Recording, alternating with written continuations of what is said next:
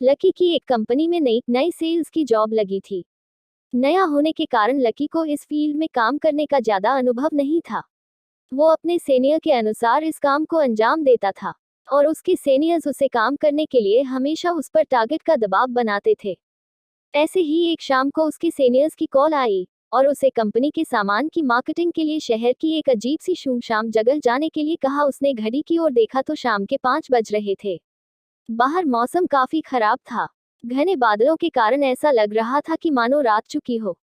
साथ ही साथ तेज बारिश भी शुरू हो गई थी। लकी वहां जाता तो लौटने में देर रात हो जाती। यह सोचकर उसने अपने सीनियर से कहा कि सब मेरे हिसाब से इतने देर वहां जाना ठीक नहीं, मैं कल चला जाऊंगा। दूसरी ओर से उसका सीनियर गुस्सा होकर बोला, देखो सेल्स वाले बंदे समय नहीं देखा करते, इस फील्ड में वैसे ही भी बहुत कंपटीशन है।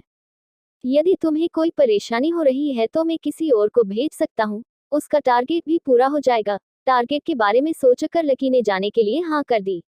हैरान परेशान सा वो तेज बारिश में अपनी बाइक से शहर की भीड़ भाड़ वाली सड़कों से निकलकर वह वहां पहुंच गया। ये एरिया भी लोगों की आवाज से हर वक्त रोशन रहता है। मगर आज खराब मौसम और तेज बारिश के कारण दूर दूर तक उसे कोई इंसान नजर नहीं आ रहा था। वो जल्दी जल्दी अपनी बाइक चलाकर अपनी साइट पर पहुंच गया, मगर वहां पर कोई भी नहीं था जिस मैनेजर से उसे मिलना था।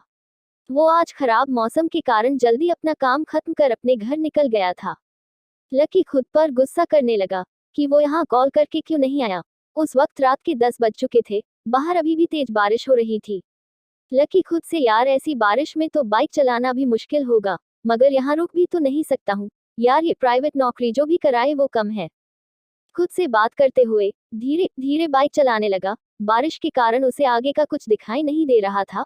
उसे आगे बाइक चलाने में तकलीफ हो रही थी। वो अभी कुछ दूर चला ही था कि उसकी गाड़ी खराब हो गई। वो अपनी गाड़ी ठीक करने की कोशिश करने लगा, मगर नाकामी उसके हाथ लगी। वो परेशान होकर मदद की तलाश करने लगा। दूर दूर तक कोई भी नजर नहीं आ रहा था। वो अपनी साइट से भी इतना दूर आ चुका था कि पैदल वापस जाना थोड़ा मुश्किल ही था। तभी थोड़ी देर में ही सामने से एक कार आती हुई नजर आई। लकी के चेहरे पर आई हुई परेशानी कुछ हद तक कम हो गई थी।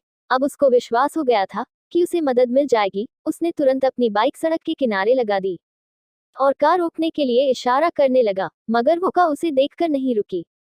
तो लकी के चेहरे पर निराशा आ गई और फिर कोई साधन तलाश करने लगा। अगले ही पल वो कार रिवर्स में आकर उसके पास आकर खड़ी हो गई। उसे हैरानी हुई कि जो कार अभी बिना रुके चली गई अचानक से पीछे क्यों आई। जैसे ही कार उसके पास आकर रुकी, सड़क किनारों के लैंपों की हल्की रोशनी में उसने देखा कि कार की हालत बहुत ही खराब हो चुकी थी। जगह जगह से उसके पतरे उतरे हुए थे, मानो किसी हादसे का शिकार हो गया हो। उसे इस कार को देखकर अजीब सा फील हो रहा था, मगर अचानक ही वो उसे देख सम्मोहित सा हो गया था। तभी कार ड्राइवर की भारी आवाज उसके कानों में पड़ी। हाँ भाई, कहाँ जाना है? कोई मदद चाहिए क्या? ड्राइवर की आवाज सुन लकी का सम्मोहन टूट गया। वो धीरे धीरे ड्राइवर की ओर बढ़ा। अंधेरे में चेहरा भी भयानक लग रहा था। काला चेहरा और वो कंबल में खुद को लपेटे हुए था। उसे देखकर कुछ पल के लिए डर गया। उसके शरीर में ठंड के कारण कपकपी सी होने लगी और अजीब सी गंध उसकी नाक में आई। जब कोई जवाब नहीं दिया तो ड्राइवर दोबारा बोला, भाई कहीं चलना है, बता दीजिए। उसकी बात सुनकर लकी को होश आया और वो बोला, मैं किसी काम से अंदर शहर में आया था, लौटते समय मेरी बाइक खराब हो गई, मुझे थोड़ी दूर के लिए लिफ्ट दे दो।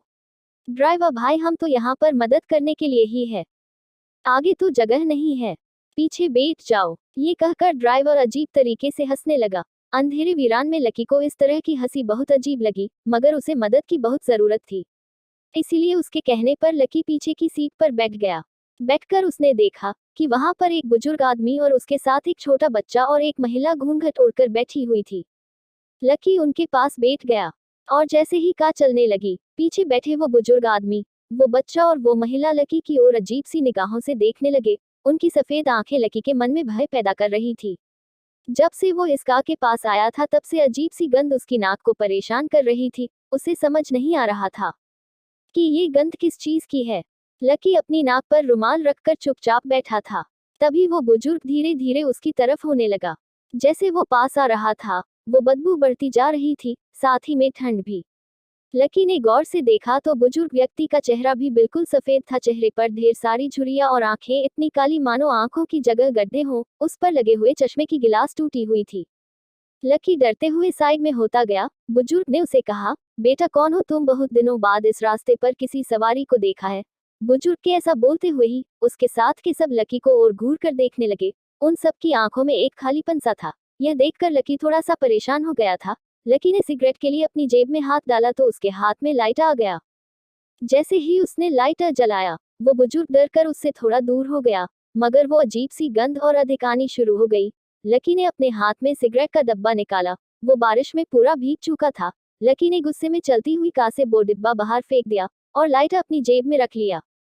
जैसे ही उसने लाइटर को वापस अपनी जेब में रखा, तो बुजुर्ग उसके और करीब आ गया और बोला, क्या हुआ बाबूजी, इस तरह परेशान क्यों हो रहे हो? कहते हुए वो जोर जोर से हंसने लगा। उसके साथ साथ वहां बैठा बच्चा और महिला भी उसके साथ जोर जोर से हंसने लगी। सभी लोग धीरे धीरे उसके पास आने लगे। बारिश में भीगने के कारण उसके कपड़े उनके शरीर से चिपके हुए थे। लकी ने ध्यान से देखा तो उन सबके शरीर पर चमड़ी का नामो निशान तक नहीं था, सिर्फ हड्डियों का ढांचा ही था। लकी बहुत डर गया। वो जोर जोर से चिल्लाने लगा। लकी को चीखते देख वो कार ड्राइवर और जोर से कार चलाने लगा। जो महिला घूंघट में थी, उसका घूंघट अपने आप हट गया। उसका चेहरा बहुत ही डरावना था। जगह जगह से जले हुए चेहरे पर मास्क लटक रहा था। देखते ही देखते वो लोग खुद ब खुद जलने लगे। ये अचानक से जलते हुए लोग और वो गंध और तेज होने पर लकी को समझ आ चुका था कि वो गंध किस चीज की है। वो गंध इंसानों को जलाने पर शमशानों से आती हुई वो गंध थी। लकी का डर के कारण बुरा हाल हो गया था। सारी जलती हुई लाशें लकी के पास ही खड़ी थी। सभी लाशें लकी से चिपट गई थी और अब लकी का शरीर भी जलने लगा था। अगली सुबह मौसम बिल्कुल साफ हो गया था। सड़क पर आवन जावन भी शुरू हो गई थी। लकी का जला हुआ शरीर उसकी बाइक के पास मिला। कार में बैठे हुए लोग उसकी लाश को देख रहे थे।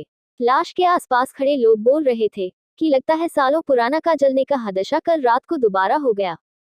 दोस्तों, वीडियो अच्छी लगे तो चैनल को सब्सक्राइब कर देना और हाँ, लाइक और कमेंट करना ना भूले।